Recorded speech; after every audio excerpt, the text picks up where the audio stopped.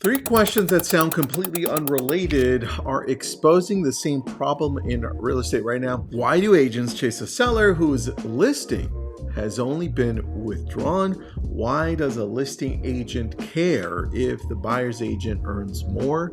And should commission checks be your only source of income?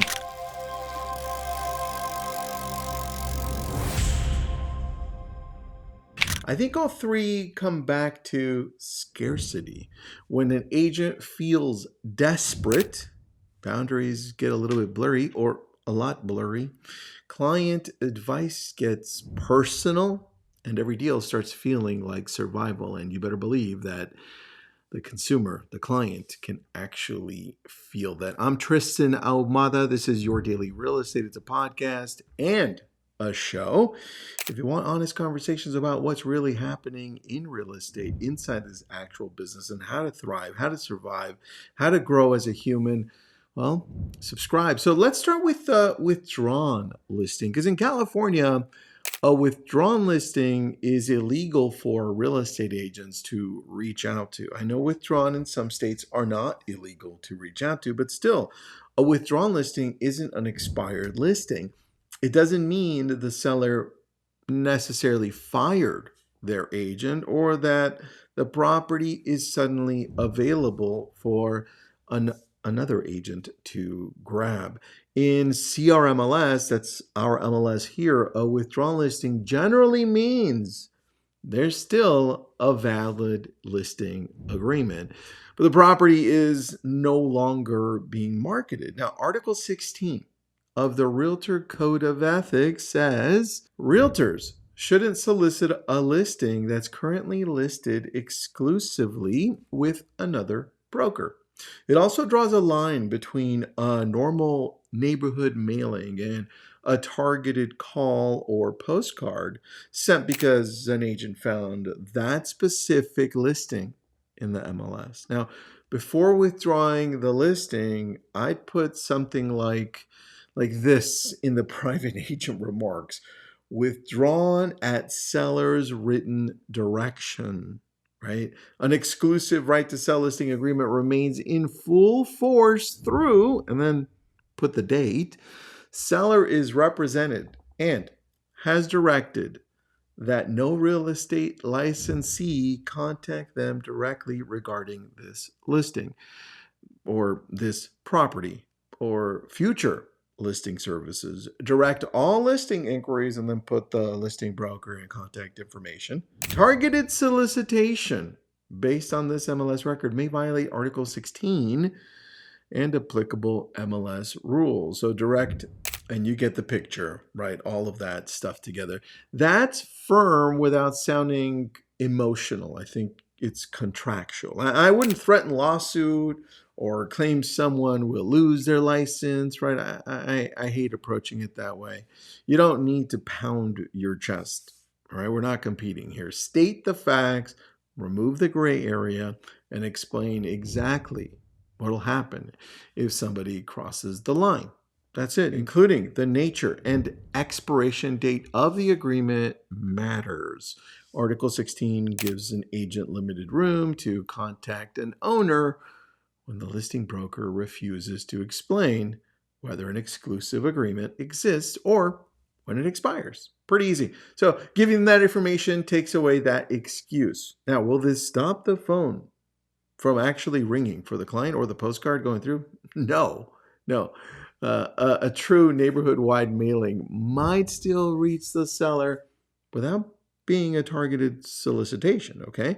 So know that. Just remember, if your seller is going to go this route, just let them know what to expect, because unfortunately, sometimes they may get calls and we're not always dealing with the same ethical type of real estate agent. I like to think that most agents are ethical, and there are some rare ones that are not. Now, let's talk about the second question that I saw a lot of in lab coat agents. Now, let's talk about agents pocket watching each other. A buyer and seller agree verbally on a price. The written offer comes in at a slightly higher price, but it asks the seller to pay more towards the buyer's agent's compensation. The seller's bottom line appears to be the same, then the listing agent discovers that the buyer's agent may earn more than they are.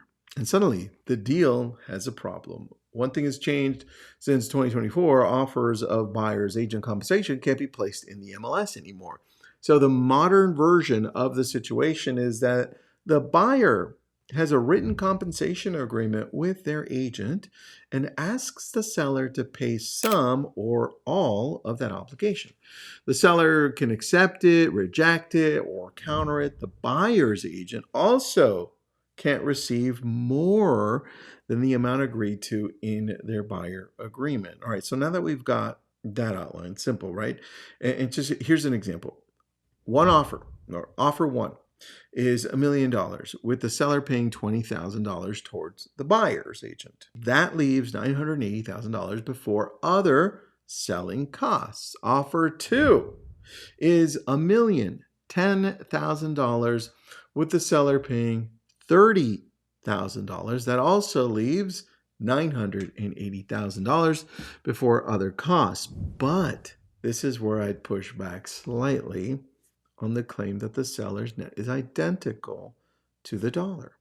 The higher price could increase a percentage-based listing fee, transfer taxes, or other costs. It could also create appraisal and financing risk. So this is where you have to run a real seller net sheet before calling two offers equal. If the true net, appraisal risk, financing, and other terms are equal, then the buyer's agent earning more than the listing agent should be irrelevant, right? The listing agent can negotiate any part of the offer. That's their job. But their advice needs to come from the seller's interests, not from comparing commission checks, even though sometimes, remember, most agents I deal with, most agents you deal with are ethical, but sometimes that happens. Now, ask 4 questions. What does the seller actually net? Will the home support the higher price? Can the lender approve the compensation structure? And which offer has the best chance of closing? If those answers work for the seller, the sentence, then, in quotations, the buyer's agent is making more than I am, tells me the wrong person has been placed at the center of the transaction.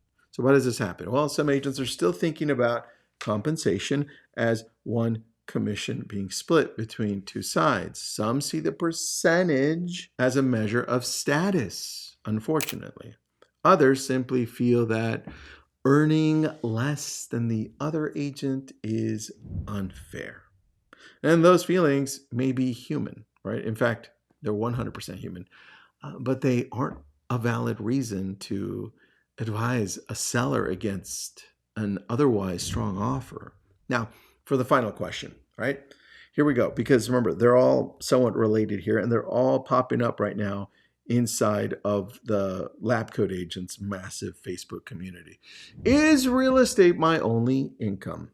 That's a big one. And I don't know that there is a right answer, or there should be a right answer. Some agents only have that as an income, and there are a lot of agents that have multiple incomes, right? Real estate is at the center of what I do, but a commission check isn't my only engine, right? I've built, I'm in the process of building a brokerage. We coach, we help out big companies running their communities, their social, their multimedia business. And I also consult, and I also have other businesses. So when you look at your opportunities, I would say everything should center around real estate if that's how you've designed it. But you don't have to have one income, right? And the way I did it took years. I was in purely real estate for it must have been 15 years. It's just been the last 7 years where I've pivoted some and then had these opportunities after consulting Facebook and Instagram and Keller Williams and Realtor.com and Zillow and all these big companies. Everything else opened up, right?